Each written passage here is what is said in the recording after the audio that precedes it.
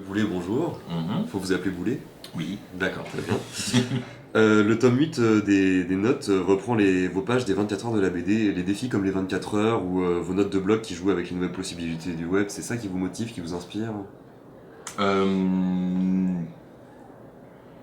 Oui et non. C'est-à-dire que j'aime beaucoup les défis. C'est-à-dire que les 24 heures de la BD, j'aime beaucoup l'atmosphère qui se dégage de l'événement. On est dans la maison des auteurs, on est plein d'auteurs, on discute entre nous. Après, il y a ce silence qui s'installe quand tout le monde bosse. On va grignoter au buffet, on retrouve des gens, on leur demande alors où t'en es. On parle pas trop fort parce qu'on veut pas déranger les autres autour. Donc il y a vraiment une ambiance, voilà, quelque chose comme ça. Le blog, après, c'est différent. Les nouvelles technologies, déjà, j'aime pas tellement le terme. C'est-à-dire que le but n'est pas d'exploiter toutes les nouvelles technologies qui passent, c'est que quelquefois, on a des envies de raconter une histoire ou de faire quelque chose. Et il se trouve que le format web le permet, alors que le papier ne le permettait pas. Mais pour moi, c'est plus de l'exercice de style. C'est-à-dire que quelquefois, je me dis, tiens, l'animation, ça va bien passer. Et donc, je l'utilise. Mais c'est pas l'utiliser pour l'utiliser. Le fond doit définir la forme et pas l'inverse, quoi. Et du coup, quand vous faites des pages comme la page animée en GIF qu'on a vue le mois dernier, ou la page qui était super super longue pour l'anniversaire du blog, il me semble, Oui. c'est difficile après à adapter en album? Bah, la page animée, en fait, j'ai commencé par la faire fixe. À la base, elle devait être fixe et je me suis dit, ah bah, en animation, ça marcherait bien. Donc je l'ai fait sur une case et puis après je me suis dit, tiens, je pourrais faire sur celle-là aussi. Donc celle-là est prévue pour être en fixe. Donc a priori, en fixe, elle marche aussi bien parce que le propos n'est pas dans l'animation, le propos, il est voilà, dans raconter les sensations qu'on a dans une voiture. Donc c'est une page qui racontera ces sensations en BD. À mon avis, elle marche mieux en animé parce que ça rappelle en plus, c'est rythmique comme ça, du cheminement en voiture, mais elle peut passer en album. L'autre, elle est impossible à adapter en album, donc c'était une note d'anniversaire pour le blog, elle sera simplement une note d'anniversaire pour le blog. À moins qu'on invente une technologie qui permette de, peut-être que à l'occasion, si un jour je les adapte en album, c'est les notes, bah, si je les adapte en album numérique, je veux dire, peut-être que je le mettrais dans l'album numérique, mais pas dans l'album papier. Dans une page japonaise, enfin comme dans un livre japonais qui se déplie. Alors j'y ai pensé, et j'ai fait les calculs, mais en fait ça représente, l'équivalent de cette note, c'est 140 formats A4 en hauteur. C'est beaucoup. Donc ça ferait un livre complet qui se déplie, là, comme tu dis, et dont beaucoup de pages seraient pas du tout intéressantes, parce que ce seraient des pages complètement noires ou complètement bleues, donc il faudrait vraiment le déplier pendant longtemps. Et puis pour l'autre, il faut un flipbook. Et ouais. Et voilà. Et j'avais pensé aussi en rouleau, mais même comme ça, si on part du principe que la page fait un format A4, le rouleau il fait 40 mètres, quoi. Du coup, enfin les outils techniques que peut y avoir sur le blog qui servent justement à vos histoires, ça peut déclencher des idées aussi de format papier, d'innovation Mais aussi. c'est vrai que le format japonais qui se déplie, par exemple, c'est une bonne idée que j'avais pas eue. Mais ça fera un livre pas très intéressant à mon avis parce qu'il faudra vraiment déplier pendant des heures. Mais c'est vrai que ça serait le seul format papier qui rendrait cette adaptation possible. Selon vous, quelle est la part du numérique dans le secteur de la BD aujourd'hui? Les BD numériques, elles se vendent pas très bien, pourtant les blogs, ça marche vraiment toujours très très très bien. Je sais pas si les blogs marchent très très bien. Enfin, on est quelques-uns à être très lus. Après, globalement, bah voilà, les gens papillonnent sur le web. Ils s'intéressent pas forcément au blog comme support. Tu vois, on leur envoie des pages et ils les lisent. Mais non, je sais pas. Enfin, tu vois, si les blogs sont vraiment encore maintenant un si gros phénomène que ça. Enfin, je sais pas. Il y a pas j'ai pas vu dans les blogs BD, j'en ai pas vu beaucoup émerger ces derniers temps où tout à coup tout le monde parlait que de ça. Tu vois, enfin, il y a eu un phénomène de curiosité au début. On est quelques-uns à être passés à l'album et pas tant que ça en plus. Et voilà, donc j'ai l'impression qu'au contraire, le phénomène blog BD il commence à retomber comme un soufflé. Euh, la part du numérique, elle est. Bah, il faut différencier deux choses vraiment pour moi dans la BD numérique. Il y a le côté, les gens qui font comme moi, c'est-à-dire qui utilisent le support numérique comme un support de diffusion et non de création. C'est-à-dire que moi, clairement, mon blog, c'est une plateforme de prépublication. C'est-à-dire que mes pages, la plupart, à part les quelques exceptions que tu as citées, c'est du papier, c'est du format carnet que je scanne et que je mets en ligne.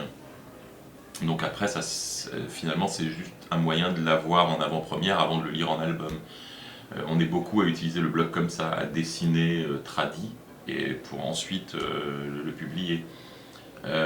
Et après, il y a le phénomène de recherche formelle. C'est-à-dire des gens qui vont utiliser le support numérique pour eux, essayer vraiment d'exploiter les possibilités qu'offre ce support et ce support seul. C'est tous les gens qui font du turbo média comme Malek, Balak, le collectif Sponge Comics ou des gens comme ça.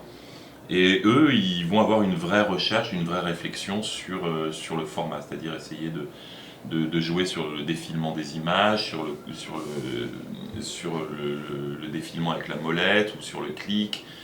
Et donc c'est complètement autre chose. La vente d'albums en ligne, je ne sais pas comment ça se passe, la lecture sur tablette, mais je crois que c'est encore assez marginal, heureusement pour nous. Hein. On évite la crise du disque. Après, j'espère que si cette transition doit se faire, elle se fera tranquillement. Et je ne sais pas encore quoi en penser, à vrai dire.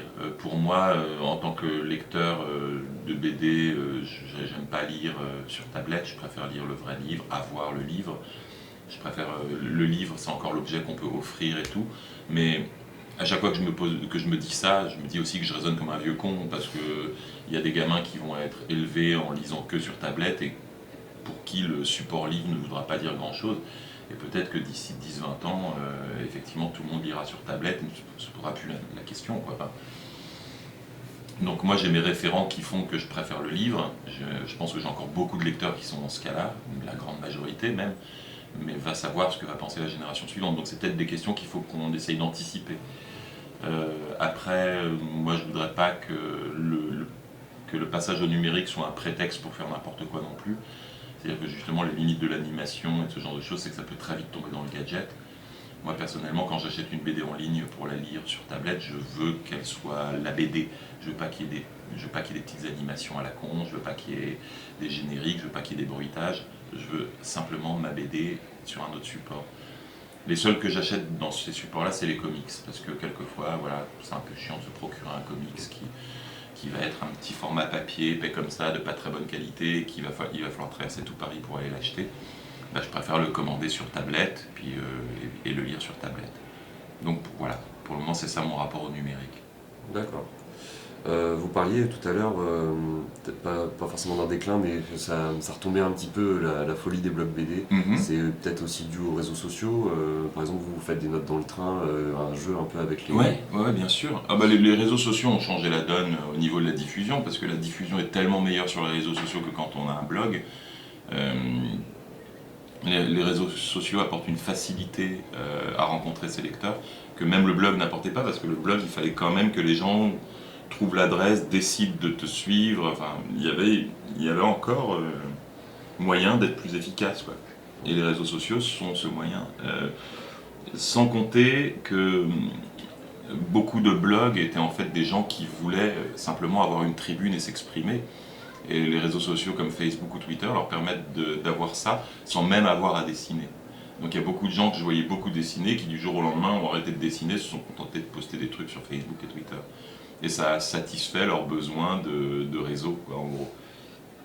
Donc oui, les réseaux sociaux, pour moi en même temps, c'est un petit peu dilué la diffusion de mon travail. C'est-à-dire qu'au lieu de mettre tout sur le blog, il y a des trucs que je mets que sur le blog, des trucs que je mets que sur Tumblr, des trucs que je mets que sur Twitter, des trucs que je mets que sur Facebook. Donc effectivement, je sais que ça agace beaucoup de gens parce que du coup, ils ont l'impression de devoir suivre plein de trucs différents. Après, moi j'aime bien exploiter chaque support pour ce qu'il a à offrir. Twitter, c'est l'échange rapide, ça permet de faire ses défis de manière assez rigolote. Tumblr, pour moi, c'est plus le petit vide-poche, donc je mets les croquis dont j'ai pas envie de faire une note de blog. Quand je dessine devant la télé, j'ai pas envie de mettre ça sur mon blog et de dire regardez, j'ai fait ça aujourd'hui, parce que j'ai l'impression que ça intéresse personne. Donc je préfère mettre ça sur Tumblr où ils peuvent regarder puis l'oublier 5 minutes après parce qu'ils en suivent d'autres. Et sur Facebook, je fais des albums photos avec mes différents dessins, des vieux dessins, des nouveaux dessins. Et puis comme ça, les gens peuvent revenir quand ils veulent sur ma page pour feuilleter ces vieux albums photos. Donc pareil, j'ai pas envie de faire forcément des notes de blog. Vous faites aussi beaucoup de fanart de séries. Mhm. Quelles sont vos séries préférées et est-ce que ça influence votre manière de faire de la BD? Le format série? Ouais, bah beaucoup, ouais. Je suis un grand fan de séries télé, effectivement, donc j'en suis énormément, beaucoup trop même. Je perds un temps monstre à regarder des séries télé. Après, c'est les classiques, hein, tout le monde les connaît, quoi, mais dans les séries américaines, j'avais un gros. Après, il faudrait faire des genres limite. Dans la SF, j'étais un gros fan de Firefly, de Battlestar Galactica, et même de vieux trucs un peu kitsch du genre Farscape, avec des monstres un peu en caoutchouc, ça j'aimais bien. Dans les séries plus réalistes, bah, comme tout le monde, Six Feet Under, Breaking Bad, dans le fantastique de tous les jours, je m'amuse beaucoup en regardant Supernatural ou des trucs comme ça, parce que même si c'est un peu bourrin, je trouve ça rigolo. J'aimais bien les vieilles séries de mon adolescence aussi, genre Buffy. De temps en temps, je me repasse un épisode par nostalgie. Les Anglais font des séries fantastiques aussi. Tout ce qui était Life on Mars, Luther, Misfits, tout ça j'adore. Et les anciennes séries un peu plus sitcom aussi, genre Black Books, Spaced, Father Ted. Enfin voilà, je pourrais te faire une liste de 50 séries que j'ai regardées en entier.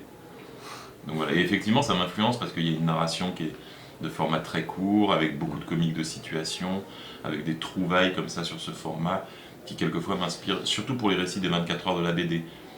Pour moi, mes récits des 24 heures de la BD sont pas mal inspirés comme ça, de constructions que j'ai vues dans des séries télé. Qu'est-ce qui motive une note de blog? C'est un besoin de maintenir le site à jour maintenant, ou une envie d'essayer quelque chose de nouveau comme vous l'avez fait récemment, ou juste une idée qui pop up? Oui, c'est ça, c'est surtout l'idée qui pop. Honnêtement, pendant un moment, j'ai ralenti la production du blog simplement parce que j'avais pas trop d'idées, j'étais sur autre chose et j'avais pas que ça à foutre, quoi. Enfin, j'avais autre chose en tête, donc j'ai ralenti. Et maintenant c'est devenu l'inverse, c'est-à-dire que j'ai plusieurs idées dont je voudrais faire des notes, mais j'ai pas le temps. Je suis en train de bosser sur plein de trucs là. Enfin, tu vois, quelquefois tu te retrouves dans des situations d'urgence, tout simplement. Là, par exemple, je dois dessiner 50 pages pour la fin de l'année parce que je me suis engagé sur des projets et que je les ai. Tu vois, donc on est mi-octobre et j'ai encore 50 pages à faire avant fin décembre. Donc voilà, je sais pas si je vais avoir beaucoup de temps pour mettre le blog à jour. En même temps, j'ai très envie de le faire et j'ai plein d'idées, mais voilà, c'est simplement maintenant que mon rythme a changé et que j'ai plus trop l'occasion. Je voulais pas que le blog devienne une obligation. Et donc non, je ne le mets pas à jour pour le mettre à jour. Je m'en fous s'il reste à l'abandon 2 mois. Je sais qu'il est là et que j'y reviendrai. Euh, le blog officiellement c'est quelque chose que j'ai un peu terminé en plus. C'est-à-dire j'ai dit bon bah maintenant je vais me calmer et faire autre chose. Et quand j'y reviens, voilà, je veux simplement que ça soit pour le plaisir d'y revenir. Donc je me fais beaucoup engueuler, il se passe pas une semaine sans que je reçoive un mail de quelqu'un qui me dit ah tu fais chier, tu t'occupes que du blog anglais, tu t'occupes plus des français. Je dis bah oui, je vous avais un peu prévenu en même temps. Et puis le blog anglais me prend 10 minutes par jour, alors que le blog français, si je devais faire une note par jour, ça me prendrait 5 heures par jour. Donc voilà, le rythme n'est pas le même non plus. Mais effectivement, moi j'aime toujours cette plateforme, j'aime bien la voir et pouvoir continuer à poster dessus, mais bah, soit j'ai plus le temps, voilà, soit j'ai pas d'idées. Les idées là en ce moment je les ai, mais là c'est le temps. Donc voilà. Justement, oui, vous traduisez le blog en anglais, ça vous aide à être reconnu internationalement, et vous avez un gros public anglo-saxon? Oui, de plus en plus en fait. Le public anglo-saxon c'est vraiment énormément élargi ces dernières années. Et surtout grâce aux réseaux sociaux pour le coup. C'est-à-dire que pour le coup, le public américain passe quasiment que par là pour découvrir des choses, j'ai l'impression en tout cas. J'ai très peu de gens qui suivent le RSS, le flux du blog, anglais j'entends, mais énormément qui découvrent par les réseaux sociaux, par Facebook, Twitter et surtout aux États-Unis Reddit. Donc j'utilise beaucoup Reddit pour diffuser mon travail pour les anglo-saxons. Et vraiment, quand ça marche sur Reddit, ça me fait des pics monstrueux de visites sur le blog. Euh, Au point où les dernières notes marchent même mieux que le blog français en fait. C'est-à-dire là, quand je poste tous les jours, comme je fais en ce moment sur le blog anglais, je suis à entre 30 000 et 50 000 visiteurs par jour. Donc oui, en ce moment, il marche même mieux que le blog français. Et Du tu peux coup, monétiser le blog? Non. Ce serait pas tentant? Non, non, non, je veux pas monétiser le blog. Je trouve qu'il y a assez de trucs payants sur internet. J'ai pas envie qu'il y ait de la pub sur mon site, quoi. Ça m'emmerderait. Je trouve ça tellement laid quand il y a des bandeaux de pub sur un site. Et en plus, ça me paraîtrait pas loyal envers des gens qui m'ont aidé sur le blog. C'est-à-dire, j'ai mon programmeur qui a programmé ça gratuitement parce qu'il aimait ma démarche de gratuité. Cake. Et donc, non, c'est Non, pas c'est Cake. pas Cake. Cake, tout le monde croit que c'est Cake, mais non. C'est un programmeur qui a travaillé sur un site qui s'appelle Sepcam et qui est un passionné de BD. Il programme aussi Sponge Comics, le truc de Turbo Media dont je te parlais, et il programme mon blog gratuitement parce qu'il aimait cette démarche. Donc voilà, si tout à coup je le monétisais, voilà, ce serait complètement déloyal envers lui, ou alors il faudrait que je lui donne une partie des bénéfices parce que c'est lui qui a tout fait la programmation. Et il y a des gens, mon hébergeur Typhon m'héberge gratuitement aussi. Ils m'ont même pas demandé de leur faire de la pub en échange. En fait, ils m'ont dit, on aime bien ton travail, on aimerait bien le diffuser. Parce que nous, ça nous fait plaisir d'aider les gens dont on aime le travail. On ne te demande pas de pub en échange, on te demande juste, nous, sur notre site, de pouvoir dire qu'on t'héberge. Je dis, bah, ça me paraît déjà la moindre des choses. Et puis je leur ai rajouté, pour le coup, j'ai mis hébergé par Typhon en bas de mon blog. Parce qu'ils avaient été très sympas, et puis à chaque fois qu'on a eu des problèmes sur le blog, ils ont été hyper réactifs. Donc voilà, c'est des gens comme ça qui m'ont aidé. Et pareil, je ne vais pas monétiser ça. Enfin, je peux pas me...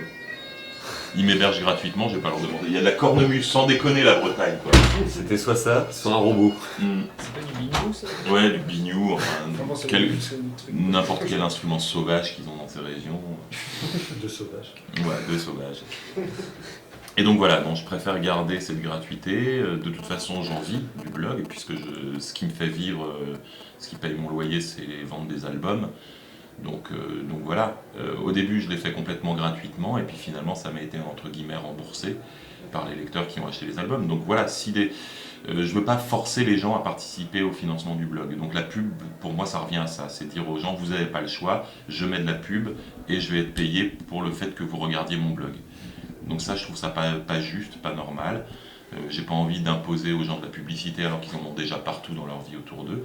Les gens qui souhaitent vraiment participer au blog, l'aider, le financer, il y a juste à acheter les albums et à les offrir à d'autres gens. Pas cher. Vous faites de la BD, mais aussi de l'illustration et des travaux de commande. Comment vous divisez votre temps Oh, c'est juste à l'envie en fait. C'est-à-dire, les boulots de commande que j'accepte, c'est jamais pour des raisons financières, parce que, comme je disais, le blog me fait vivre pour le moment, donc j'en ai pas besoin. Et je suis vraiment pas du tout intéressé par l'argent, donc je cherche pas à gagner plus. Mais ce que j'aime me suffit amplement. Mais en revanche, quand il y a des boulots qui m'intéressent ou des copinages, souvent j'accepte des boulots de commande. Quand tout à coup on me propose. Là, il n'y a pas longtemps, j'ai fait une expo en Suisse, enfin j'ai participé à une expo en Suisse sur le thème des monstres. Il fallait réaliser 5 affiches sur le thème des films d'horreur, donc évidemment j'ai dit oui parce que c'était marrant à faire. Là, je fais la couverture du livre d'une jeune écrivaine. Et c'est parce que je la connais, que je l'ai croisée, qu'elle est sympa et que j'ai envie de participer à son truc. Mais je fais jamais de commandes comme ça alimentaires, j'ai envie de dire. La répartition de mon temps, elle est très simple en fait. Si j'ai par exemple 3 semaines pour faire un boulot, je vais passer 2 semaines à me gratter le bide en regardant des séries télé, en buvant trop. Et puis la dernière semaine, je vais être en panique totale et travailler 12 heures par jour. Donc voilà, c'est un rythme de travail très sain. Mais ça fonctionne depuis des années. Vos séries Ragnarok, Donjon Zénith, trouveront une suite Alors Donjon, non. Donjon, c'est pas moi. Donjon, c'est Lewis et Johan, c'est leur truc. Ils ont réécrit 2 albums qui sont dessinés, si je ne me trompe pas, en train d'être dessinés par Alfred et par Mazan. Je sais pas s'ils refont un Zénith, peut-être qu'ils me recontacteront, mais ça c'est à eux qu'il faudrait demander en fait. Moi, j'attends de leurs nouvelles à l'occasion, mais j'en sais rien. Concernant Ragnarok, c'était une série qui était prévue en 7 tomes et j'en ai fait 6. Après j'ai eu trop de travail à côté, j'ai dû un peu lâcher de chaud comme un gros lâcheur. Et maintenant le journal n'existe plus, donc je sais pas en plus si vraiment grand monde attend la suite de cette série, donc ça serait bizarre d'arriver des années après avec le dernier tome de la série sans avoir en plus le support de prépublication. Donc je sais pas du tout ce qui va arriver à Ragnarok. Déjà, je comptais le diffuser en ligne à l'occasion, puisque bon, a priori les droits numériques m'appartiennent. Et vu que de toute façon maintenant c'est pas comme si ça allait nuire aux ventes des albums, donc le diffuser en ligne pourrait être une solution, gratuitement j'entends. Donc pourquoi pas. Et voilà.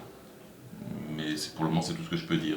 Peut-être que si je les diffuse en ligne après et que ça marche bien, j'aurai disons le boost nécessaire pour faire le dernier album. Mais pour le moment j'ai de toute façon tellement de trucs sur le feu que je peux pas quoi. Et donc justement, vous avez beaucoup de choses sur le feu, vous êtes sur des nouveaux albums en ce moment? Bah, alors je dois faire le tome 9 de notes, puisque j'ai assez encore de notes pour faire un 9e tome. Donc ça je vais travailler dessus l'année prochaine.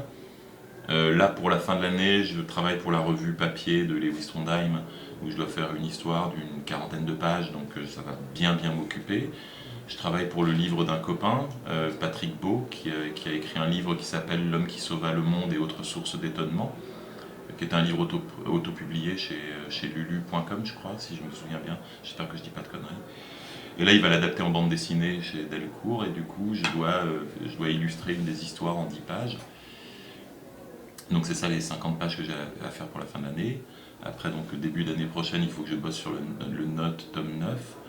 À côté de ça, j'ai un ami qui m'a proposé un projet, mais pour le moment c'est très secret parce qu'on ne sait pas encore si ça va se faire, où j'illustrerai un livre, et j'aimerais vraiment beaucoup le faire. Moi, mes projets à moi, j'ai un projet de BD improvisé, d'aventure, j'ai mis quelques images en ligne où je dessine au fil de la plume, mais là ça peut être très long parce que vraiment, là j'ai fait 90 pages, mais il m'en faudrait 150 pour faire un premier tome, et je ne sais pas du tout quand je vais avoir le temps de les faire. Donc pour le moment il est en stand-by. Guy Delcourt m'a demandé d'écrire du scénario éventuellement pour d'autres auteurs, donc j'ai commencé à écrire un scénario de science-fiction. J'ai fait 50 pages sur les 150 prévus, donc c'est pareil, je jongle avec 12 000 trucs à la fois, en sacrifiant les trucs importants pour faire les trucs urgents. Donc il y a cette fameuse couverture de livre aussi qu'il faut que je finisse. Donc ouais, je pense que je vais peu dormir jusqu'à la mi-2014 et après ne pas savoir quoi du tout faire après. Donc voilà. Et boire beaucoup de café. C'est ça. Eh bien, merci beaucoup. Mais de rien. Et bonne continuation pour le festival. On va essayer. Là aussi, il va me falloir beaucoup de café.